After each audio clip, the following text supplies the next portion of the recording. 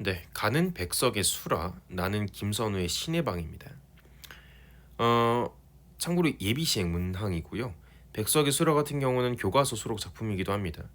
중학교 교과서에도 한번 수록이 되고, 그다음에 고등학교 교과서에도 수록이 돼요. 이 수라는 아수라장 할 때 수라입니다. 아수라장. 가봅시다. 거미 새끼 하나가 방바닥에 내린 것을 아무 생각 없이 문 밖으로 쓸어버립니다. 차디찬 밤입니다. 어느샌가 새끼 거미가 쓸려나간 곳에 큰 거미가 왔는데 나는 가슴이 짜릿합니다. 나는 또 큰 거미를 쓸어 문 밖으로 버리며 찬바퀴라도 새끼 있는 대로 가라고 하며 서러워합니다. 처음에 거미를 쓸어내릴 때는요 아무런 감정을 느끼지 않았는데 두 번째로 거미를 쓸어내릴 때는 어때요? 서러움을 느끼죠. 돼요. 왜?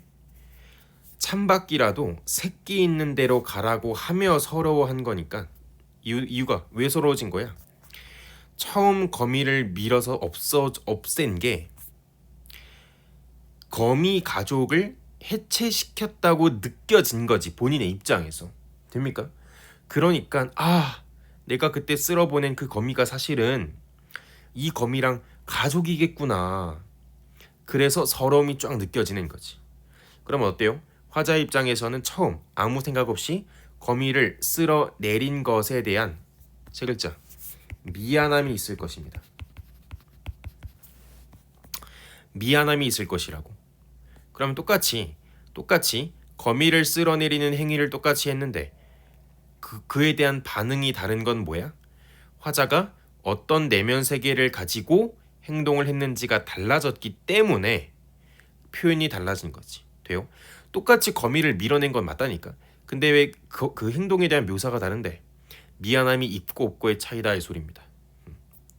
이렇게 해서 아린 가슴이 싹기도 전입니다. 어디에서 좁쌀만한 한 알에서 가재 깨인 듯한 발이 채 서지도 못한 무척 작은 새끼 거미가 보세요 지금. 원래는 그냥 새끼 거미 새끼였는데 이제는 이 거미에 대한 묘사가 굉장히 구체적으로 제시되고 있어. 왜? 거미에 대한 미안함이 있죠. 그러니까 그 거미의 모습에 주목하게 되는 거야. 돼요? 그러니까 이 거미의 모습을 더 구체적으로 묘사하게 된 거지. 나는 가슴이 메이는 듯해요. 왜요? 미안하잖아. 내가 지금 거미 가족을 해체시켰는데 안 미안해? 내 손에 오르기라도 하라고 나는 손을 내어미나 분명히 울고불고 할 이 작은 것은 나를 무서이 달아나 버리며 나를 서럽게 합니다. 그냥 거미는 손을 보고 옆으로 갔을 뿐이야. 근데 왜 무서워 달아난다라고 표현한 거야? 미안하잖아. 내가 지금 미안하잖아. 그러니까 쟤가 나를 무서워하는구나라고 생각하는 거지. 나는 이 작은 것을 보드라운 종이에 받아도 문 밖으로 버리며 이것의 엄마와 누나나 형이 가까이 이것의 걱정을 하며 있다가 쉽게 만나게 다 했으면 좋으련만 하고 슬퍼합니다. 그러면 화자께서는요. 자신이 처한 현실에 대한 부정적인 인식이 있죠. 그죠? 결핍도 있어요. 근데 이게 다 누구 때문이야? 나 때문이죠. 자신의 잘못 때문에 지금 이 사단이 난 거잖아요. 두 글자 반성적 태도를 드러내고 있음을 알 수 있습니다. 그리고 새끼 거미에 대한 미안함, 거미 가족에 대한 미안함도 있는 것이고. 그렇죠. 그렇습니다. 내가 아수라장을 만들어버렸다 이 소리지. 신의 방입니다. 이런 돼지가 살았다지요. 반들거리는 검은 털에 날렵한 주둥이를 가진 유난히 흙의 온기를 좋아하여 흙이랑 노는 일을 제일로 즐거워했다는군요. 기른다는 것이 실은 서로 길드는 것이어서 이 지방 사람들은 통시라는 거처를 마련했다지요. 통시가 뭔데? 인간의 배변 장소와 돼지우리가 함께 있는 아주 재미난 방인 셈인데요. 지붕을 덮지 않은 널찍한 홀을 파고 지푸라기 조금 깔아준 방 안에서 이 짐승은 눈비 맞고 흙과 똥과 뒹굴면서 비바람 햇볕을 고스란히 사실 속에 아로새기게 되었다는데요. 무슨 말이 하고 싶은 거야? 이곳에는 어떤 곳이 있냐면 통시라는 곳이 있는데 인간과 돼지라는 이 동물이 함께 존재하는 거야. 무슨 말이야? 돼지가 인간에게 길들여지는 것뿐만 아니라 반대로 인간도 같이 생활하면서 생활 양식의 측면에서 길들여진다는 거야. 어떻게? 통시란의 거처를 만들므로써. 통시라는 것처럼 사실 돼지가 없었다면 만들 수 없던 곳이잖아요. 그럼 돼지가 있었기 때문에 이런 걸 만들 수 있었고, 반대로 이런 걸 만드는 이유는 돼지가 있기 때문이기 때문에 서로 길들여지고 길들이는 관계에 있다 이 소리입니다. 음식물 찌꺼기며 설거지 물까지 버릴 것 없이 모아둔 큰 독 속에서 한때 빛나던 것들이 제 힘으로 다시 빛날 때 발효한 이 먹이를 돼지가 먹고 돼지의 배설물은 보리밭 거름으로 이쁜 보리들을 길렀습니다. 음식물 찌꺼기 설거지물 그 전에는 음식이었을 것이고 그냥 물이었을 것이야. 다 쓸모가 있는 존재였는데 쓸모를 다하고 나서 쓸모 없어졌잖아요. 그러니까 빛나는 것들이 아니고 한때 빛나는 것들이지. 과거 한때 빛나는 것들이었어. 근데 그 빛을 다 잃어버렸는데 다시 제 힘으로 빛날 때, 다시 쓸모가 생겼을 때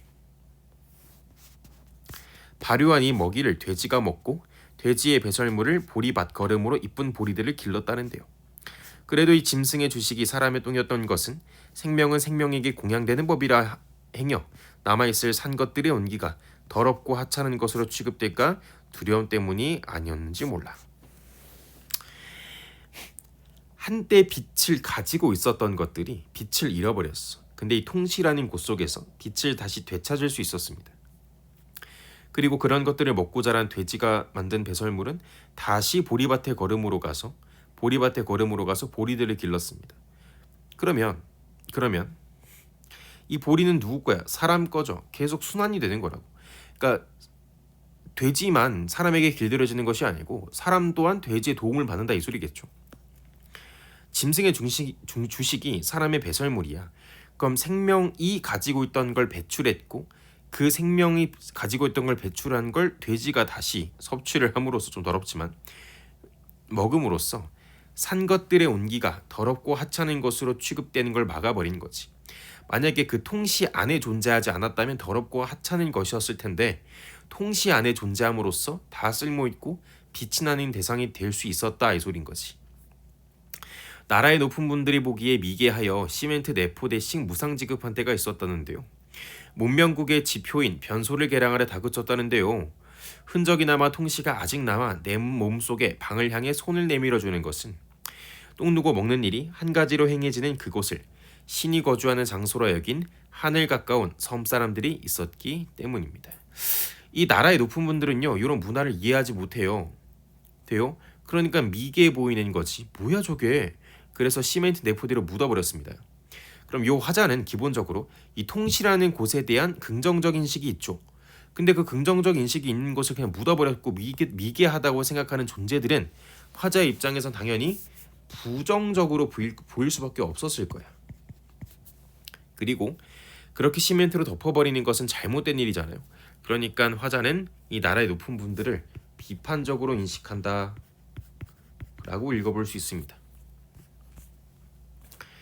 그러니까 나라의 높은 분들 입장에서는 변소가 깨끗하고 양변기가 있어야 문명국의 지표라고 생각해서 묻어버린 건데 사실은 그 시멘트 이전에 미개해 보이는 그건 사실 통시였고 통시라는 것은 사실 이 신의 방이라는 거예요. 신성한 방이라는 거예요. 생명들이 조화롭게 존재하는 화자의 인식 속에서 통시는 그런 존재라는 겁니다.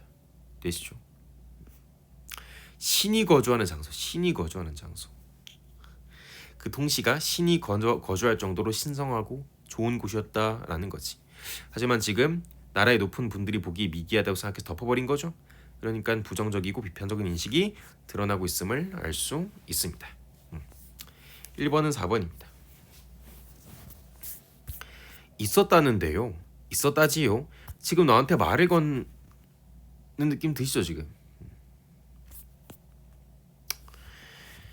독백은 혼자 말하는 것이고요. 대화적 어조라는 것은요. 대화일 필요가 없어요.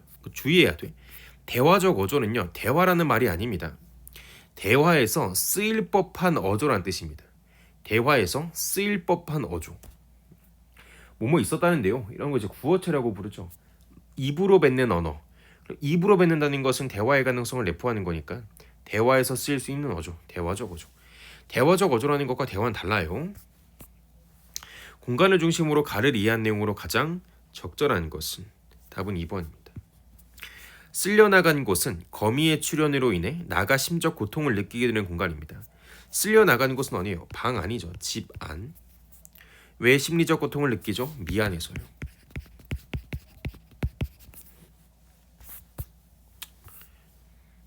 뭘 해소돼? 거미들의 고통 왜 해소돼요? 확신이 아니라 소망이죠. 소망. 나의 기억부터 미움에 대한 이해로 적절하지 않은 것은 3번이죠. 디귿. 디귿은 입니다. 산 것들의 온기가. 디귿의 두려움 때문이라는 표현에서 가장 더러운 것을 무섭게 여기는 인식이 허위라기 무슨 말입니까? 이런 말을 하고 싶은 게 아니죠. 가장 더럽다고 느껴질까 봐 지금 통시를 만들었다 이 소리잖아. 통시 밖에서는 더럽고 하찮게 취급이 되겠지만 여기 안에서는 조화로운 자연물의 일부로 보일 수 있다고. 그 인식이 허위라는 소리가 아니고 신의 섭리에 부합하다. 그 정도로 질 있는 공간이다. 4번 보시죠. 보기를 바탕으로 가와나를 이해한 내용으로 적절하지 않은 것은 서정시의 하위 장르인 이야기시와 산문시는 현실 세계를 재현하려는 의도에서 출연했습니다. 그럼 현실 세계를 재현하니까 무엇이 추구될 수밖에 없다? 사실성이 추구될 수밖에 없겠죠. 전자는 화자와 세계의 관계 차원에서, 후자는 시적 진술의 방법 차원에서 서정시의 외연을 확장합니다. 외연이라는 것은 범위를 말하는 거거든. 겉 울타리, 겉으로 묶여있는 외연. 그럼 서정시의 외연을 확장한다는 것은 다양한 대상들을 서정시의 범주로 포함시킬 수 있게 되었다 이 소리입니다. 사건이나 사연 등의 이야기를 시적 구조를 기반으로 삼는 이야기시는 화자와 세계의 갈등을 담는 이야기를 제시함으로써 세계와의 합의를 지향하는 서정시 일반의 특성에서 다소 벗어납니다. 서정시는 어때요? 세계의 자아화, 주관적 인식이 기본이죠. 세계가 원래는 화자와 다른 존재였는데 화자의 인식이 투영되면서 화자의 범위 내부로 들어오기 때문에 이것을 세계와의 합의를 지향한다라고 표현하는 겁니다. 돼요? 근데 화자와 세계의 갈등이 본질인 건 뭐예요? 서사 장르죠. 원래 서정시에서의 본질은 자아와 세계의 갈등이 아니고 자아의 세계의 자화인데 화자와 세계의 갈등을 담는 이야기를 담아버린다면 서사의 특징을 서정시에 이식한 거죠. 그러면 서사라는 다른 장르의 특징을 서정시 내부로 가져왔기 때문에 서정시의 외연이 확장되는 겁니다. 행을 구별하지 않고 줄거리의 형태로 시적 진술을 전개하는 산문시는 지시하거나 설명하는 언어를 구사함으로써 서정시의 압축성이 갖는 한계를 극복합니다. 시라는 것은 기본적으로 함축성을 가진 언어를 사용해요. 맥락 속에서 어떤 구체적인 의미를 가질 수 있는 축소된 단어를 사용하거든. 근데 그러면 맥락을 파악하기 어려우면 무슨 의미인지 좀 이해하기가 어렵겠죠, 그죠? 다소 너무 많이 생략되어 있다는 느낌을 줄 수 있다고. 근데 산문시의 경우는 길게 풀었으니까 그 함축성을 조금 해소해 줄 수 있다는 뜻입니다. 하지만 이야기시와 산문시는 여전히 함축성과 음악성을 지닌다는 점에서 서사나 산문과는 구별돼요. 서사나 산문은 함축성과 음악성이 아예 없어요. 근데 산문시와 이야기시는 어쨌든 함축성과 음악성을 가지기 때문에 서정시에 일부러 편입시킬 수는 있어. 그러니까 오해하시면 안 돼요. 이야기시와 산문시에는 함축성과 압축성이 없다가 아니고 이 가장 전형적인 서정시보단 덜하다는 소리입니다. 되셨죠? 죄송합니다. 없다는 게 아니고 기존보다 덜하기 때문에 너무 과하게 사용했던 압축성과 함축성을 극복할 수는 있다. 단 아예 없는 것이 아니기 때문에 서사나 산문으로 구분할 순 없다. 서정시의 범위로 넣어야 된다 이런 소리입니다. 답은 1번입니다. 가와 나에서는 모두 중심 소재를 청각적으로 묘사하는 구조를 반복됨으로써 서정시의 음악성이 실현되고 있고 청각이 있나요 여기 지금? 저보다 시각 아닌가요? 그렇습니다. 그럼 음악성은 어떻게 실현될 수 있나요? 반복입니다. 무조건. 음악성은 반복으로 실현되는 거예요. 반복으로 실현되는 겁니다. 시의 음악성은 반복으로 실현되는 거예요. 반복으로. 우리 요거 전 데이에 데이 4에 나왔잖아요. 시라는 것의 원심력은 비유지만 구심점은 뭐라고? 리듬이라고. 리듬은 뭘로 만들어진다고? 반복으로 만들어진다고. 무조건 리듬은 반복입니다. 무조건 리듬은 반복이에요. 근데 청각적이 아니기 때문에 틀린 겁니다.